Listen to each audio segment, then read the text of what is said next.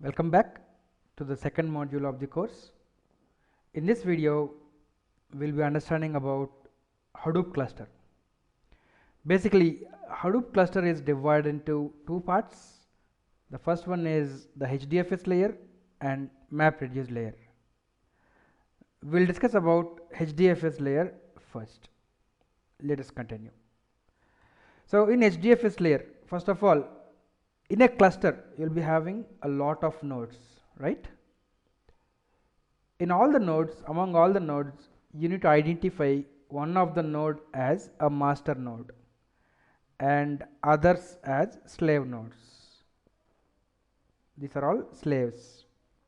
Slave nodes can be a commodity hardware, that means a cheap hardware, but make sure that the hardware for master will be good. Why we'll discuss later. So you have identified, let's assume in your cluster you have 3 nodes and you have identified this as master and these two as slaves. So on master node we have to start a daemon called as name node. What is a daemon? Daemon is nothing but a background process, nothing but a Java program which will be running in the background. So on master machine we need to start a Java process called as name node which will be running on some port, and on the slave machines we need to run data node daemons. Okay, the names are confusing actually. Name node, it's actually saying the name is node. Actually this is not a node, it does not represent a machine, it is just a process, Java process. Similarly, data node does not represent a machine, it is just a daemon Java process. So on master we should have name node running, and on slave we should have data node running.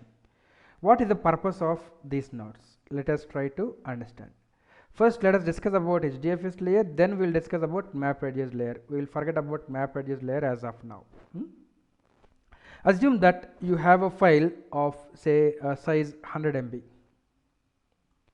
and let the file name is a.txt. Now you want to write this file into HDFS. How do you write it? So what we do is we submit the file to some program called as Hadoop client.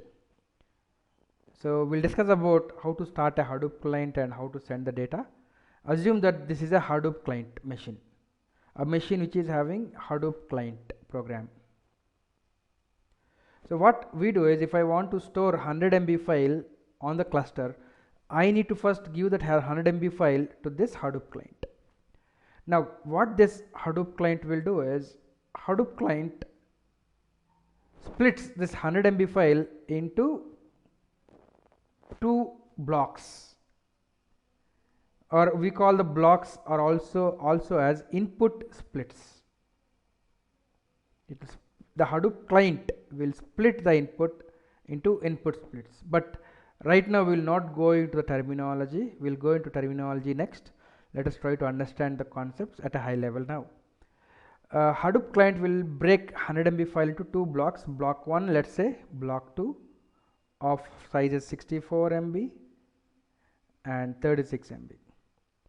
Now Hadoop client will ask the name node, hey, I have a file, I have a block of 64 MB, where shall I store it? Name node will respond to the Hadoop client and asks that block 1 should be stored in one of the data node. So assume that the replication factor is 1. The name node, let's say it says store the block 1 in data node 2. So here the block 1 has to be stored, right? The Hadoop client, what it will do is it will again make a connection to data node 2 and ask the data node to store block 1. Okay, let me explain you with a clear diagram. I'll open my OneNote. I'll draw a diagram clearly. Assume that you have a cluster of 6 nodes: node 1, node 2, node 3, 4, 5 and 6. And let's assume that this is the master and rest all are slaves: slave 1, slave 2, slave 3, slave 4 and slave 5. Okay. Now through Hadoop client, this is HDFS client, I'll say HDFS client. Whenever I want to store 100 MB file, I'll pass a 100 MB file with name say a.txt to this HDFS client. On master machine, we understood that there should be a daemon called as name node running. Name node, I'll say nn. Hadoop client, what it will do first, it will break this 100 MB file into two blocks.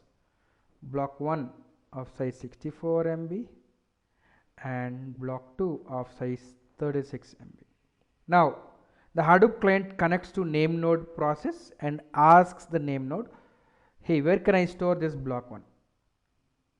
Assume that now the replication factor is 3. Okay.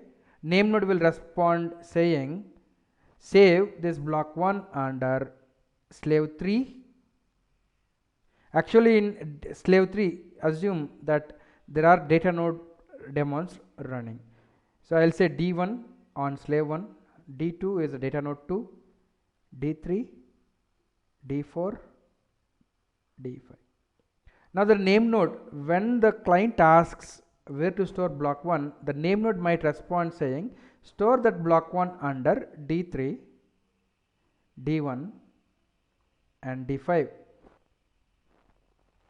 Now Hadoop client, what it will do is it will connect to first node, what is it, D3, and it will write block 1. So block 1 will be present here, and also block 1 will be written to where, data node 1 and data node 5. Block 1 will be present here, block 1 will be present here. Then Hadoop client will ask, where shall I write block 2? So block 1 is present in data node 1 and 3 and 5. Block 2 will be, again the name node response saying, store it in under data node 2, data node 1, data node 6 or data node 3. Okay. So block 2 is present on here, data node 2 here and here. The metadata about where each blocks are present for this file is stored inside main memory RAM of name node. So name node maintains the metadata of the blocks, where each block is stored under which data node. Okay. So now I have a simple question. Who is actually writing data to data nodes? Is it name node or the client? Client only. Initially the client connects to name node and asks, where shall I store these blocks? Name node will just respond saying, store this block 1 under D3, D1 and D5.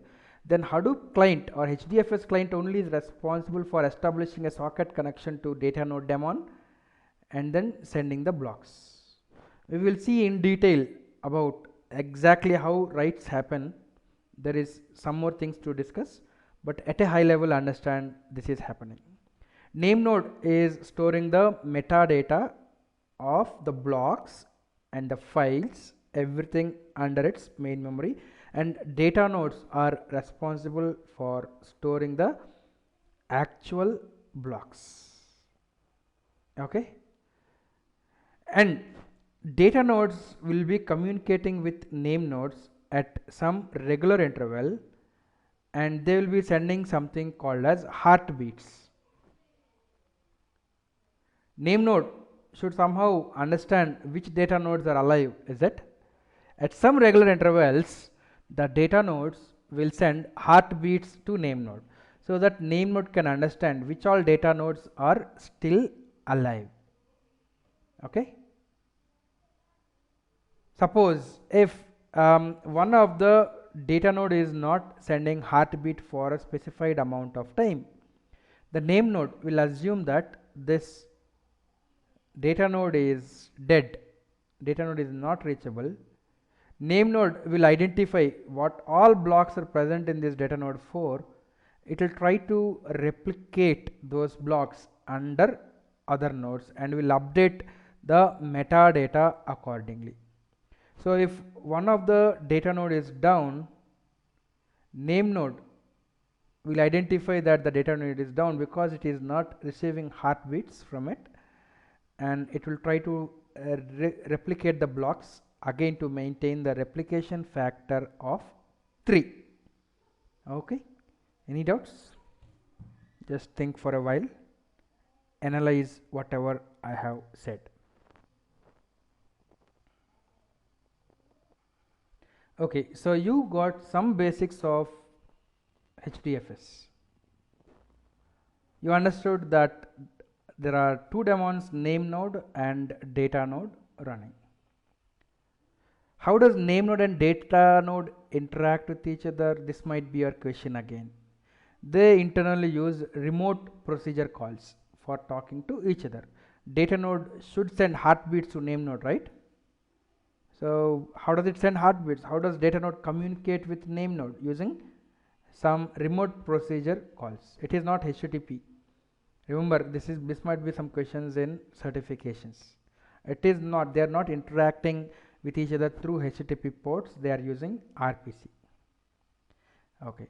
So coming to name node, the metadata of the files is stored in memory of name node, which is running on master machine. So it will not store the data in hard drive. There is no demand paging in name node. Everything is stored in main memory. What do I mean by metadata? Metadata means list of all files. So how many files are present in the cluster? The list of all files, and for each file is comprised of how many blocks? The list of all blocks, and list of data nodes for each block. Same block 1 might be present in data node 1, data node 5 and data node 7. The list of data nodes for each block is also maintained inside the metadata, and also the file attributes like what is the access time of the file, what is the replication factor of a file. All such information we call it as metadata. All this metadata is stored inside main memory of name node. Okay, and also it maintains the record. It also records the file creation times, file deletion timestamp, etc. This information also is present in metadata of name node. Now you might have some questions again. What if name node crashes? Yes, name node is a single point of failure in Hadoop 1.x version. If you are working with 1.x, name node is a single point of failure. But in Hadoop 2.x, there came a concept called as name node high availability. We can configure name node high availability so that if one name node is down, another name node will take the place of the primary. Don't worry about what is HA. We have a detailed discussion on how to configure HA in Hadoop 2.x going on further. Now coming to the discussion, we already understood that name node holds the metadata. Assume that on your cluster there are two files, foo.txt and bar.txt. Name node will maintain for foo.txt what are all the blocks? Block 1, block 2, block 3. For bar.txt, what are all the blocks? Block 4 and block 5. Name node also maintains this metadata, the blocks for each file, and also each block is stored in whichever data nodes. See, block 1 is here, block 1 is here, block 1 is here. The replication factor by default is 3, and each block size will be 64 MB. In Hadoop 1.x, the block size by default is 64 MB. In Hadoop 2.x version, the block size, the default block size is 128 MB in size. These are the default values. Of course, we can configure them. I will show you that configurations. Okay. So name node holds only metadata, whereas data nodes hold the actual data blocks. How does a client write files to HDFS? As I told you earlier, whenever client wants to write a file, the client will split the file into blocks. Now client will ask, hey, where shall I write my block A? The name node will respond with the locations where to write, and then the client will write the data to corresponding nodes. This is same as what we discussed earlier. Going to low level, let us see the flow.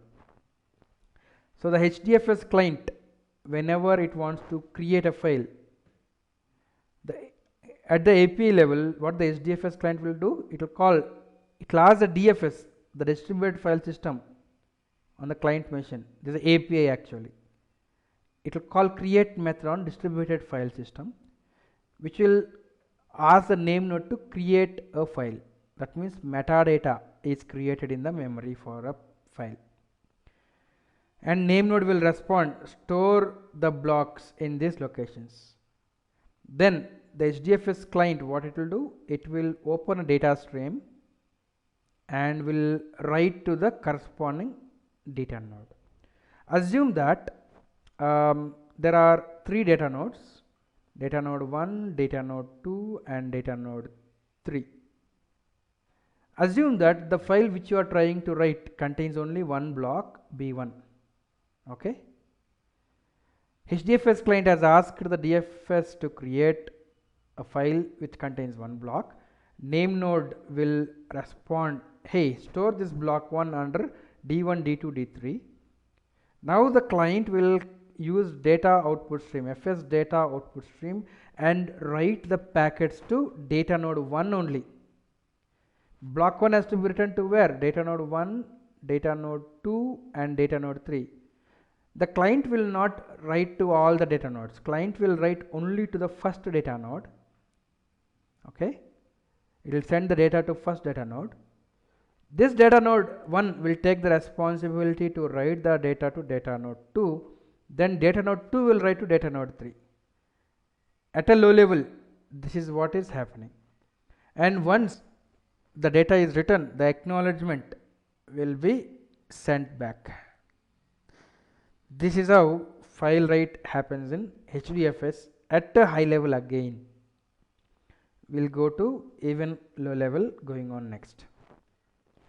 So whenever you are writing a file to HDFS, the blocks of a particular file are stored over the cluster. If you have seen the data nodes in your data center, all the machines will be kept in some racks, is it? Rack 1, rack 2, rack 3 and n number of racks. So in one rack there can be n number of machines where the data nodes might be running. So whenever you are writing, say, a file of size 1 GB, 1 GB means how many blocks? 1 GB by 64 MB, okay, that number of blocks. So the client writes will span over the whole cluster. More the number of blocks, the more the file is wider spread. The client writes span the whole cluster, and it will maintain a replication factor of 3. Okay. Can you tell me why replication factor is required? Why the blocks needs to be replicated? This is a common question which I get. That means if you want to store 1 terabyte of data in your cluster, 1 terabyte, you end up writing 3 terabytes of data. Is it okay? Yes, this is required in any distributed system, because if you are storing only one replica of the block, you earlier understood what if the machine goes down? You cannot retrieve the file data, is it? So to avoid failovers, taking failover into consideration, assuming that the data nodes may fail, we need to replicate, otherwise the data will be lost actually. Okay. So don't worry, anyway the data nodes will be running on commodity hardware. That means cheap hardware only. The data nodes, the machines where the data nodes are running need not be costly hardware. They can be commodity hardware. Because even though one of the node fails, it's okay. The name node will take care of replicating the data. So that is the reason why data nodes can run on commodity hardware. That means cheap hardware. Even if one of the node goes down, that's not a big issue. It can be taken care. The replication of data can be taken care. Okay. Next. So as I told you, name node determines the replica placement. Name node will decide where the replicas should be placed. And whenever replicas are decided, it will make sure that replica placements are rack aware. Okay, what do I mean by rack aware? Coming back, see, assume that this is one rack. The racks are connected to each other over switches in the network. Assume that my file has only one block. Block 1 is returned to data nodes belonging to same rack B1. Here only B1, again B1. What if some network problem is there in the switch? The whole switch is down. Okay, that means you will not be able to reach the whole rack. That means your file is lost. So the name node will make sure that whole replicas, all the replicas of a single block will not be written into same rack. What it will do is, it will make sure that the first replica of block 1 will be stored in a rack, any one of the rack, and it will select another rack for storing block 2 and block 3. So name node is rack aware, we say. Okay. So first replica on a local rack, second replica on local rack but different machine, third replica on a different rack. So it is rack aware. So if you see the diagram, let's assume that my file contains block 1 and block 2. Block 1 is placed in rack 1. Block 1 is again placed in same rack 1. Another replica is kept in another rack. So if this whole rack is down also, my data is not lost.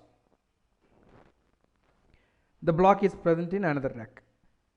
So replication, the name node is rack aware. The name node runs a script called as rack awareness script, which will tell which nodes are present in which racks, and based on that the name node will take a decision. So don't worry about what is this rack awareness script. We will see in detail next. Now, some of the few questions which you might have in your mind right now is how to configure the RPC port of data node for data transfer. So earlier we understood that data node is a daemon running in the background. So data node might be running on some port, is it? How do you configure that port on which the data node starts? You need to configure a property called as dfs.datanode.address. If you don't configure anything, the data node will by default run on 50010. Okay. So this is 50010 is the port at which the data has to be sent. But data node also runs another HTTP server as well. So this is the property which you need to set for telling on which port the data node should run. By default, if you don't do anything, this is the port at which the HTTP server runs. Okay. Don't worry about where to configure these properties. We will see where to configure these properties in detail. But I want you to remember from examination point of view, certification point of view, that the default port for data node for data transfer is 50010, and HTTP server on data node is running at 50075. You may ask a question, hey, why is a why is a HTTP server required on data node? We will see. If you want to browse the files and the blocks present in each data node, you may require HTTP server. We will see the use cases of HTTP server. Right now, understand that there is a HTTP server also running at 50075. Okay, next. Now, till now you understood HDFS part of Hadoop. Now coming to the other part, I'll come back. As we discussed, Hadoop cluster is divided into two parts. One is HDFS layer, which we discussed till now, and other is MapReduce layer. So in again MapReduce layer, there are two daemons which will be running. On the master machine, we need to start one more daemon called as job tracker, and on the slave machines, another daemon called as task tracker has to be started. Okay, and you might have one question: is it required that name node and job tracker should be running on same machine, same master machine? And you may also ask me, is it always mandatory that there should be only one master machine? No. You could identify two machines as masters. One master machine where only name node can run, and one machine where another master 2, I'll say, where job tracker can run. So job tracker and name node need not always run on same master machine. We can identify two master machines, and we can make sure that name node will be running on one master machine and job tracker will be running on another master machine. How to make sure where the job tracker runs, how to determine where the name node runs and job tracker runs, we'll see the configuration next. But for now, assume that name node and job tracker are the daemons which will be running on master machines. There can be more than one master machine as well. Task trackers are the daemons which should be running on slave machines wherever data nodes are running. Okay. Now, once you understood about job tracker and task tracker, let us try to understand their purposes. Okay. Let me submit a MapReduce job. I'll come back. Okay. So you know that whenever you are storing files will be stored on data node, and metadata is maintained inside name node. Now coming to this, assume that you have let me just draw the diagram instead of showing you here. I'll just draw the diagram.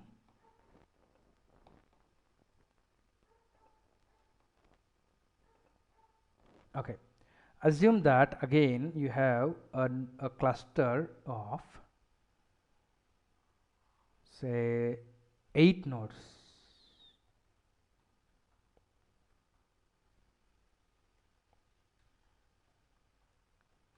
I have identified this as master 1, this is master 2, two master machines, and these are all the slave machines: slave 1, slave 2, slave 3, slave 4, slave 5, slave 6.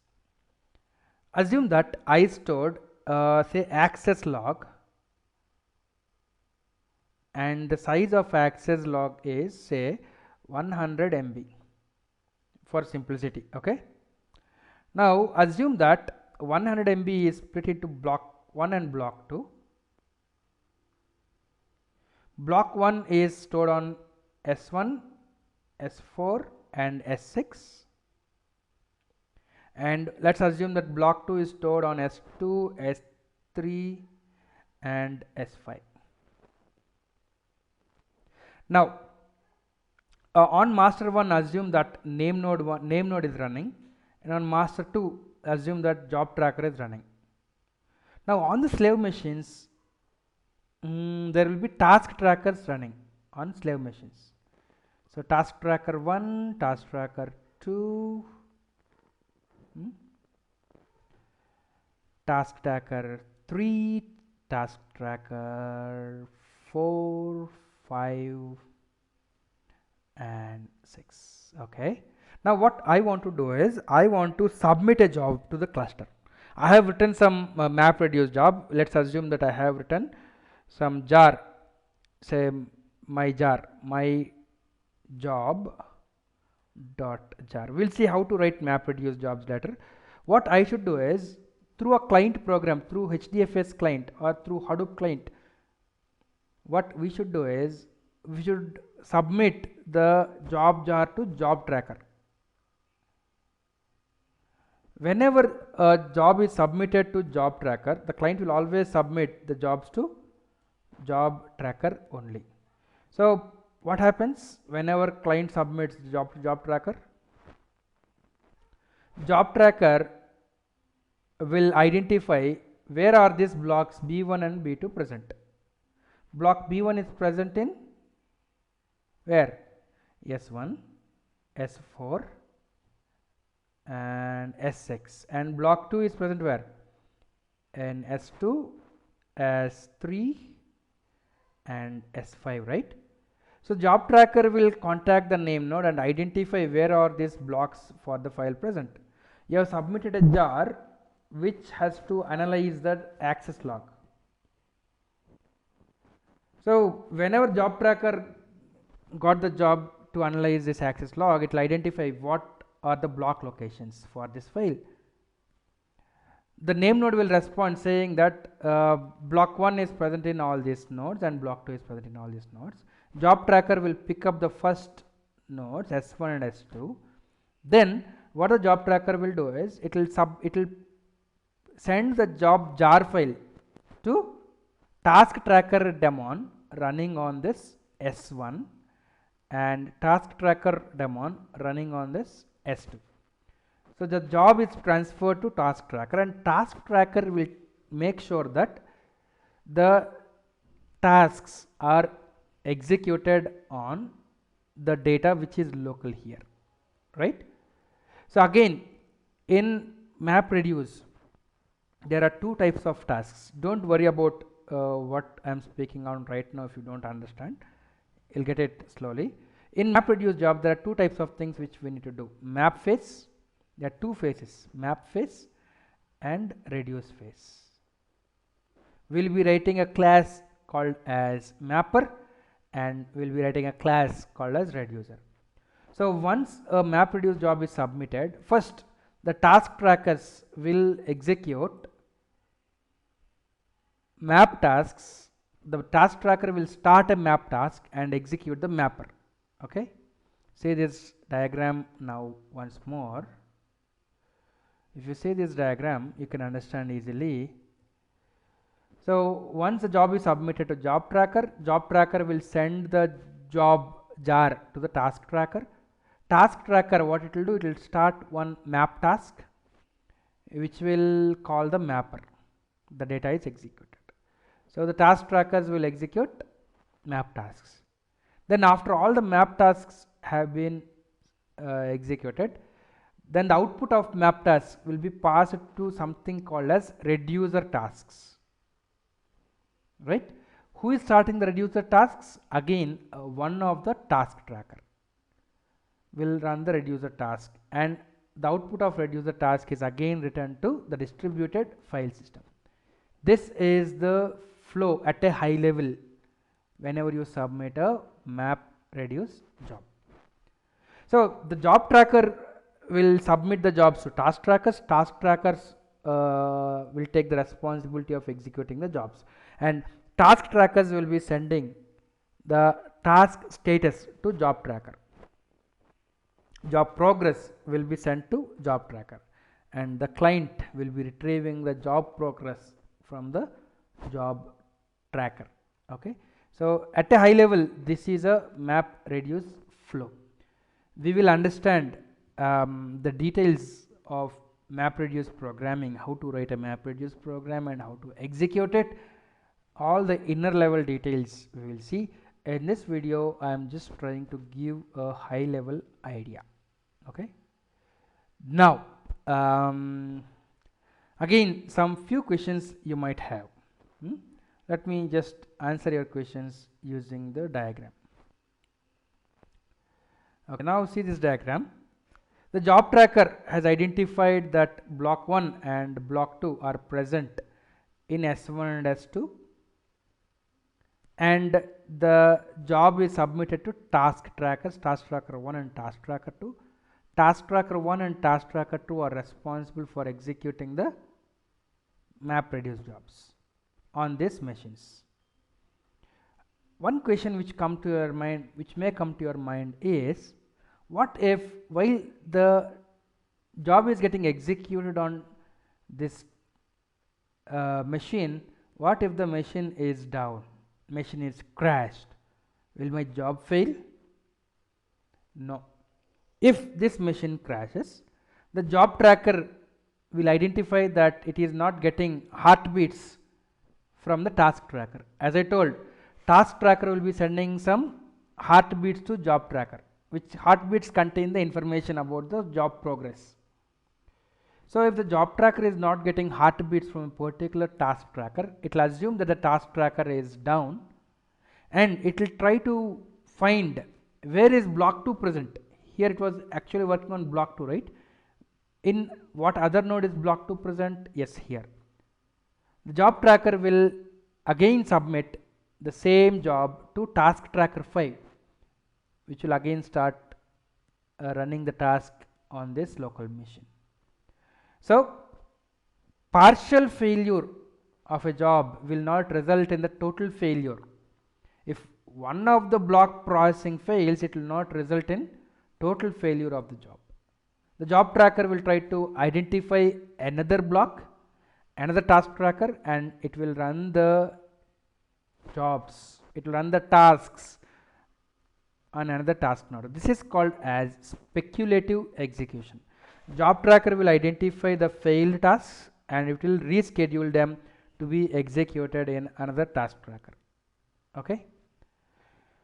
So partial failures of jobs are taken care by Hadoop. We need not worry about partial failures. Okay. So that's what I want you to understand in MapReduce at a high level right now. Now, you understood the core components of Hadoop or HDFS and MapReduce. You understood at a high level how MapReduce works and how HDFS works. And you understood about some daemons like name node and data node, job tracker and task tracker. I have a small question now. Just try to answer yourself. Name node and data node belongs to what?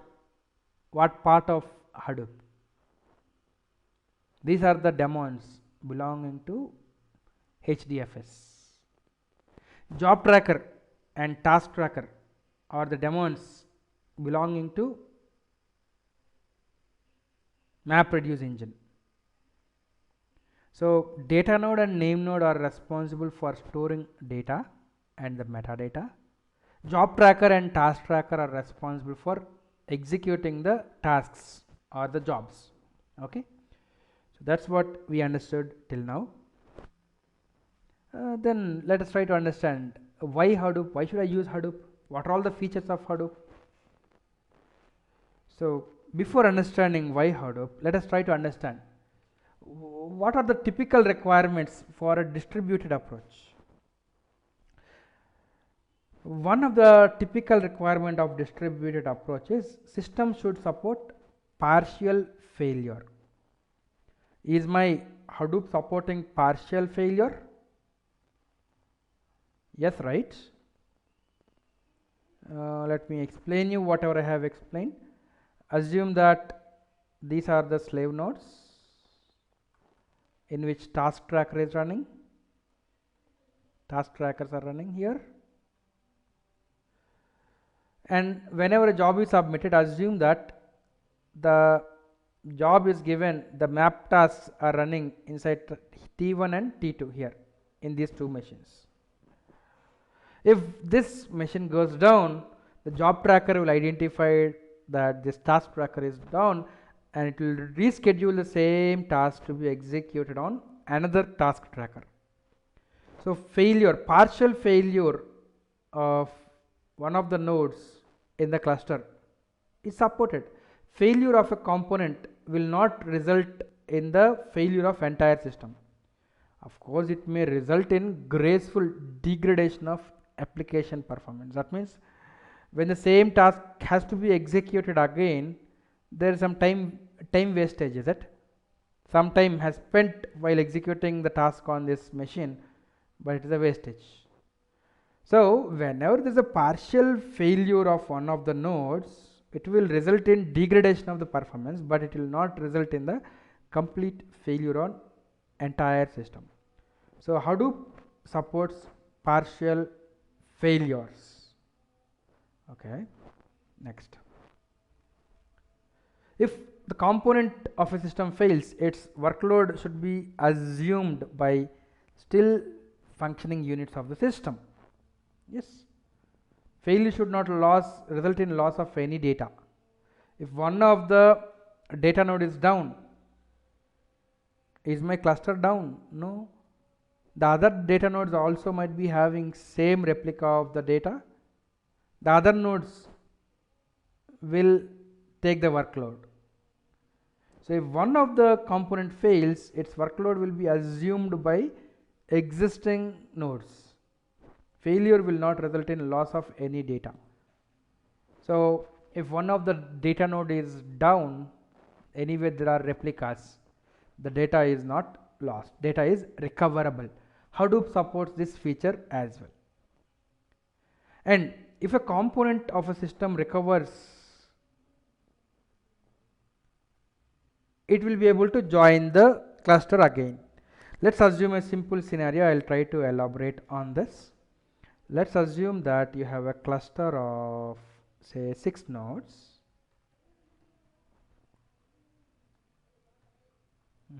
I'll clarify all the doubts.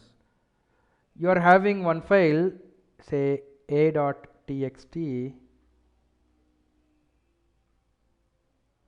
in block 1 and block 2.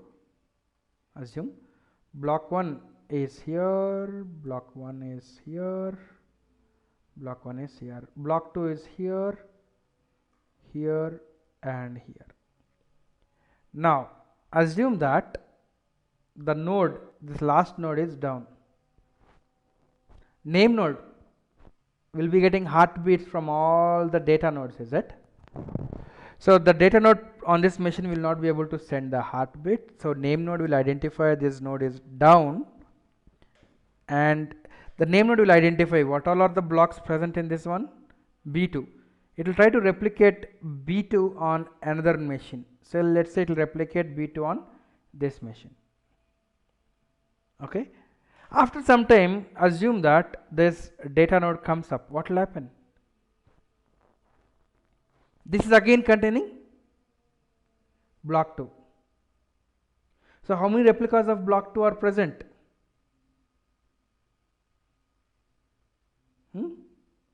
1, 2, 3, 4. 4 are present. But I want replication factor to be 4. After this node comes up, it will be able to join the cluster, and whenever this node joins a cluster, the data node joins a cluster, it will send a heartbeat to the name node and say, hey, I'm again still having block 2.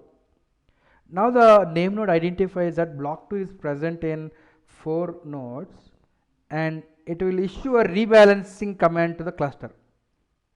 So the blocks will be rebalanced. That means during rebalancing, the name node may ask this data node to delete this block 2, because anyway block 2 is replicated in another node. So that is already taken care by HDFS. We need not worry. So whenever a component which failed earlier recovers, it will be able to rejoin the system, and Hadoop supports this component recovery. And also we understood component failures during execution of job should not affect the outcome of the job.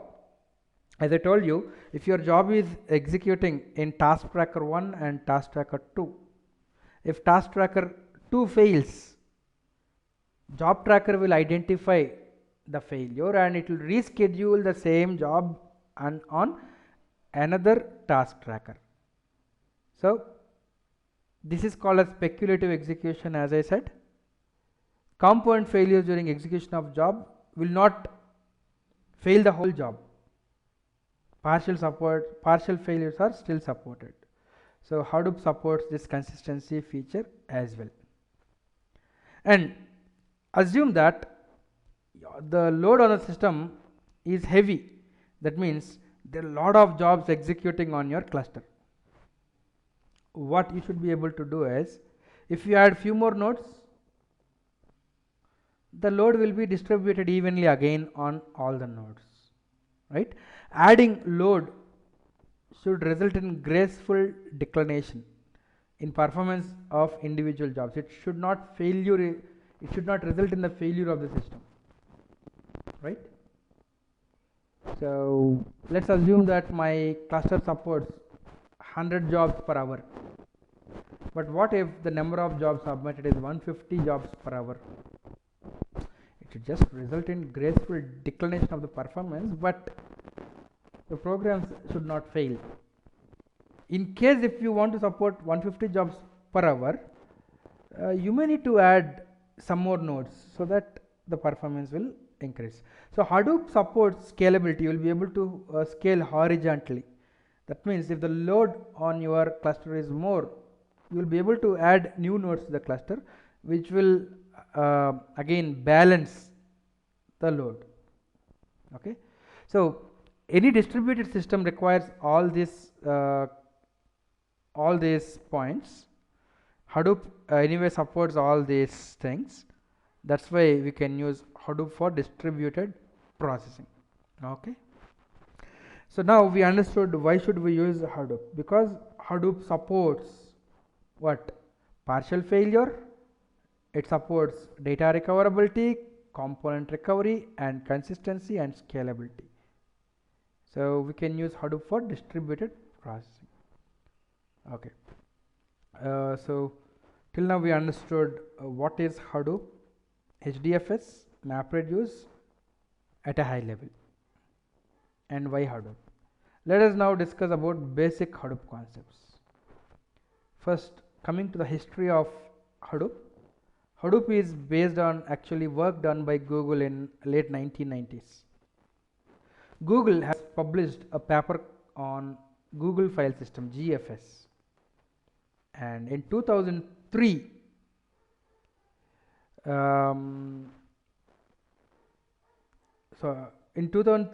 this GFS has been published, and MapReduce is based on the Google file system, which is published in 2004. The core concept of Hadoop is what? Distribute the data while storing it among multiple nodes. Individual nodes can work on data local to these nodes. So the core concept of Hadoop is, while storing the data, let's say you are storing a data of say 100 MB, while storing the data itself, distribute the data among multiple nodes, and whenever you are submitting the jobs, let the jobs be transferred to the individual nodes, and the jobs will be working on local data on both the nodes. So distribute the data as it is initially stored on the system, so that individual nodes can work on data local to those nodes. Jobs will execute on local data. That is the core concept of Hadoop.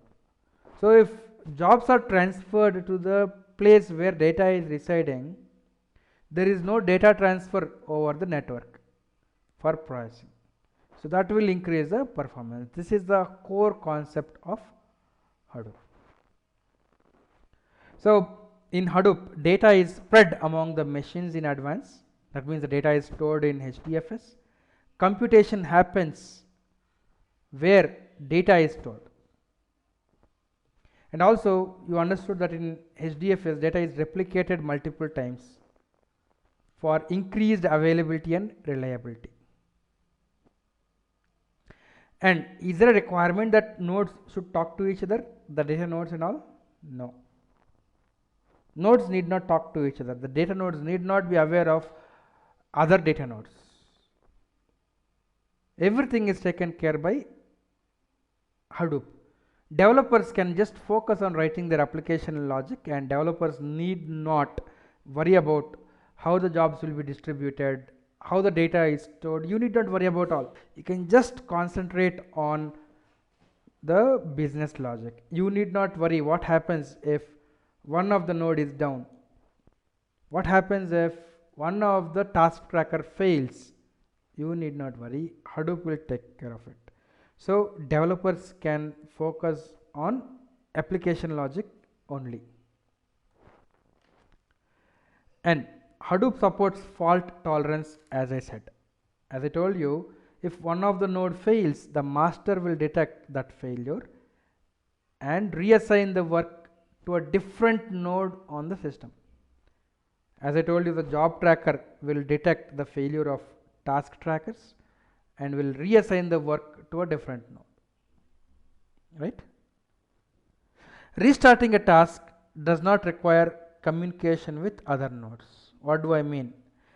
Assume that you have submitted a job and the job is getting executed on by task tracker 1, task tracker 2, task tracker 3, task tracker 4.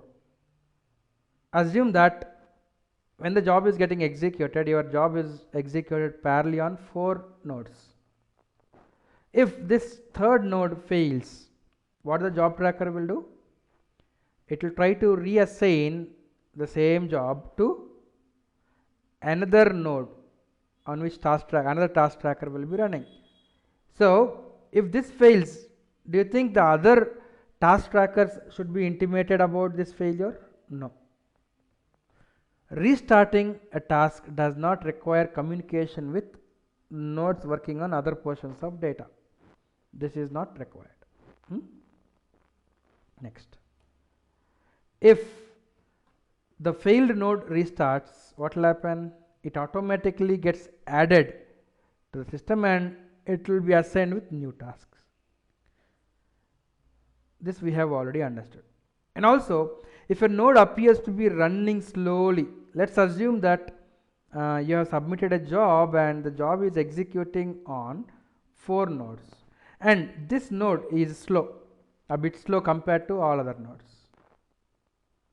The job tracker will be able to identify a slow node and it can execute the same task on another node automatically. This is called as speculative execution. Now whichever task completes first, that will be taken into consideration and other tasks will be killed automatically. So Hadoop supports such a kind of speculative execution as well. Okay. So that's about Hadoop basic introduction.